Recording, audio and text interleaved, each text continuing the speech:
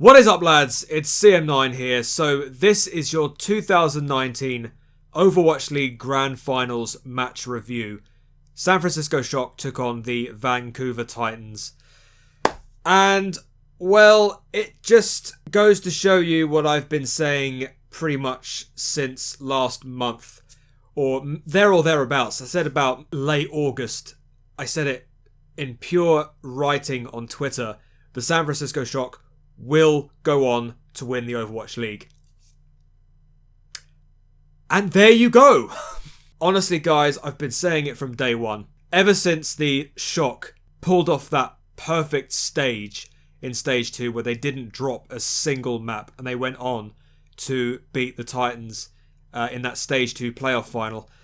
And ever since then, I was just sitting there thinking, yeah, the Shock are going to just win the entire thing, aren't they? And, well, they finished third overall in the standings in the regular season. But then the playoffs happened and, well, I don't know how they were able to lose against the Atlanta Reign. That was one of the biggest upsets in Overwatch League, well, throughout the entirety of the season. But that 4-3 loss against the Reign just angered them. And, well, they just 4-0'd everybody in the losers bracket, including the Titans today, without dropping a single map, just like they did in Stage 2. But the big question is, why were they so dominant? And I think I've got the answer. Now, when you look at the San Francisco Shock, they are completely star-studded all across the board.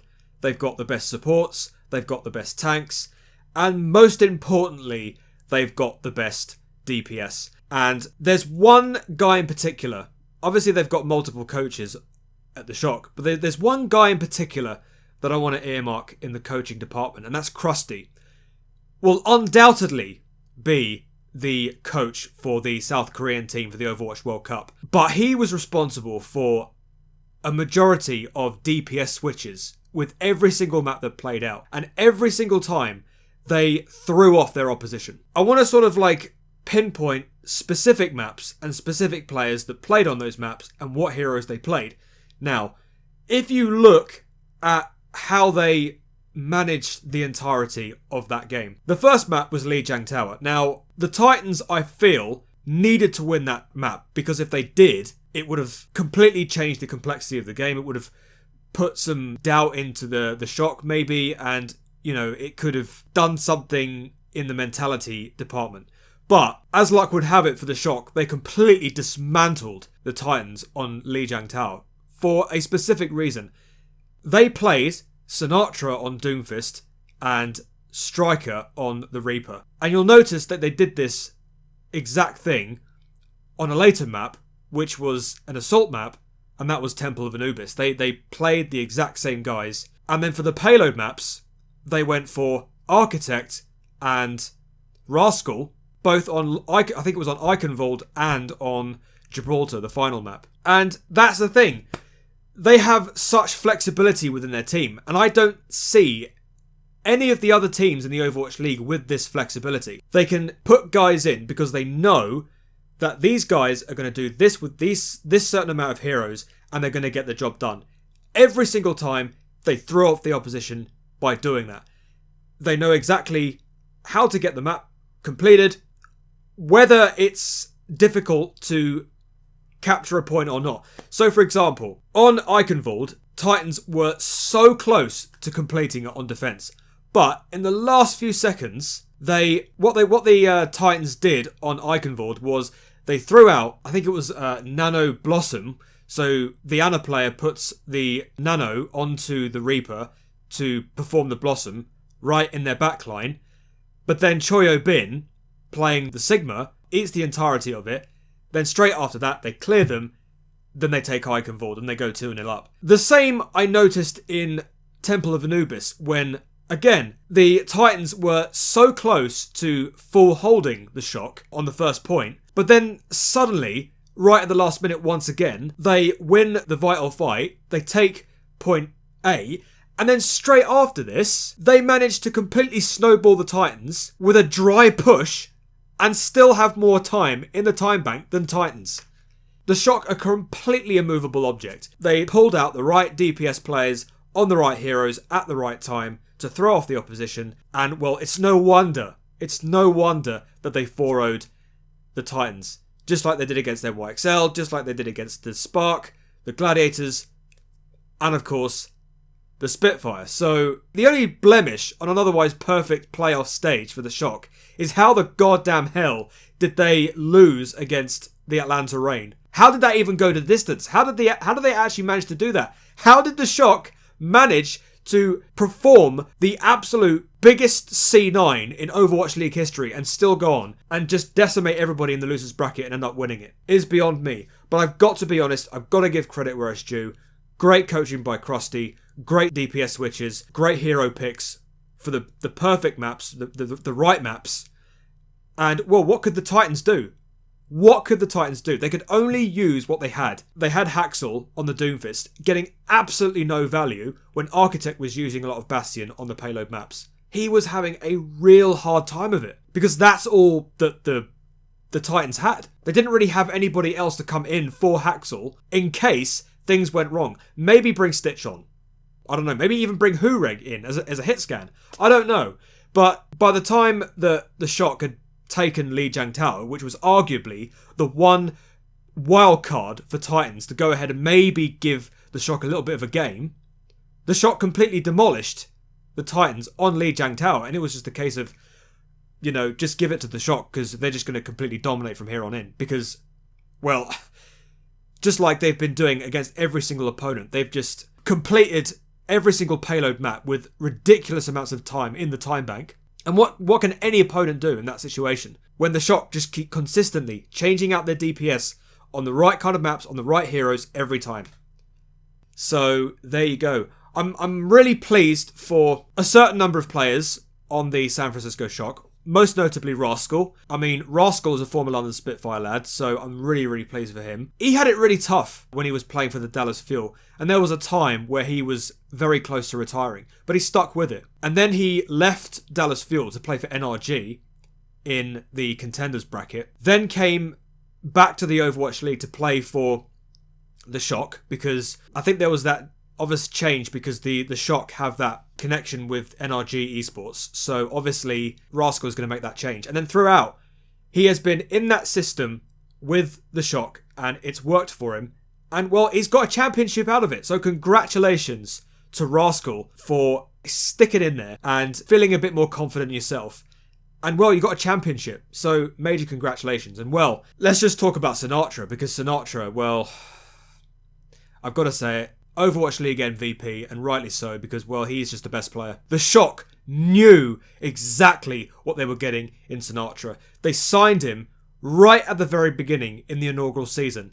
They couldn't play him at the beginning because he was 17. Obviously, when you're an Overwatch League player, you've got to be 18 or over. So Sinatra was 17 when he first joined the Shock, so they couldn't use him.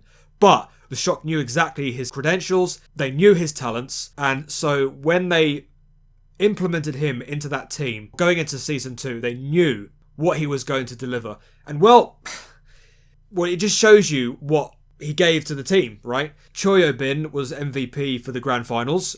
He made some great plays, as I said earlier, you know, when he completely gobbled up that Nano Blossom that could have potentially won Iconvold for the Titans.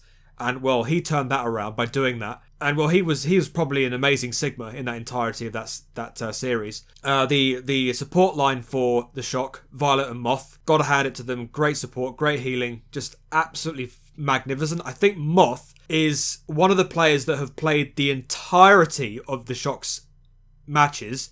He didn't get dropped once, I don't think, and I don't think Violet did either. Or maybe never.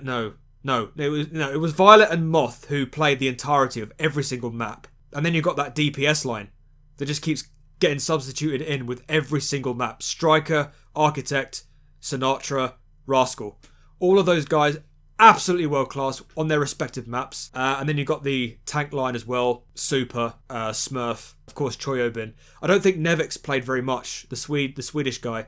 But no, I guess he played his part on certain maps. So yeah, I want to say congratulations to the San Francisco Shock. You totally deserve it because you are the best team. You are the most flexible, the most immovable object in Overwatch League. Untouchable, unbeatable. And well, another 4-0. I mean, literally did not drop a single map during the losers bracket and didn't drop a single map here. So, worthy champions. Congratulations to the Shock and commiserations to the Titans. I honestly thought that they would actually, I mean, you know, following their success when they were the runaway team for Contenders' career last year, I honestly thought that they would, you know, go ahead, you know, following that 19-0 when they started the regular season with a 19-0, and then they finally got beaten by, I do believe, the Valiant, LA Valiant were the first team to beat the Titans. So just commiserations. I mean, if you're a Titans fan, you went 19-0 and you were expecting to win the entire thing, and then you just watched that. It's sad to watch. It really is. I mean, to be honest with you, I did like the Titans quite a lot. Not only did I like the fact that they are from Runaway, but they brought in Tizzy later on, their main tank. He was also from Runaway as well. But, you know, I just like the colour scheme for Titans. I honestly like because I think I bought, well, CMG bought a Diva skin for the Titans on his Overwatch account. But like I said, you know, it's just the flexibility of the San Francisco Shock that just got them over the line with relative ease. I was expecting maybe a very close game, but it wasn't. And, well, the Shock just take it all, to be honest. And there you go. Ladies and gentlemen, that is it. Overwatch League is done for another year. We will not be seeing another Overwatch League match for another 5 months until it all starts again in February with all of the homestands. The homestands is the new thing going into Season 3. Unfortunately, there's no teams. There's no new teams. There's going to be the same 20 teams. And then, I think, what else is there? I think, now that Overwatch League is finished, there's 2 things to look forward to during that time that Overwatch League is off-season. There's the Overwatch Gauntlet, which begins at the very start of next month. I think it's October the 9th, I think. And then, of course, you've got the Overwatch World Cup, which is happening at BlizzCon. So, lots to look forward to during the Overwatch League off-season. I don't know how I'm going to deal with everything else. I'm probably going to be doing videos, potentially, on who the London Spitfires sign during the off-season, because there's plenty of things to be talking about with regards to potential signings for every team. Hopefully, the London Spitfire get a new coach in before Season 3 starts. And, well, let's just hope that all of that happens. But like I said, before I end this video, I would just like to say congratulations to the San Francisco Shock once again. Commiserations to the Titans. And thank you so much to anybody who has sat down and watched a London Spitfire related video of mine. I really do highly appreciate it. And yeah, I do definitely miss the esports scene when it comes to making these videos, and this is exactly why I'm doing this one. So yes, thank you very much for watching the next video, guys. The next video that I potentially do will be the video that I do when Chelsea face Lille in the Champions League group stage, which is happening on Wednesday, I believe. So you'll get a video there. Thank you very much for watching all of my Overwatch League videos over the course of this season, and I'll be back with you for another one in February. Thank you very much, guys, for watching. Until the next video, I shall see you later. Hey do, and peace.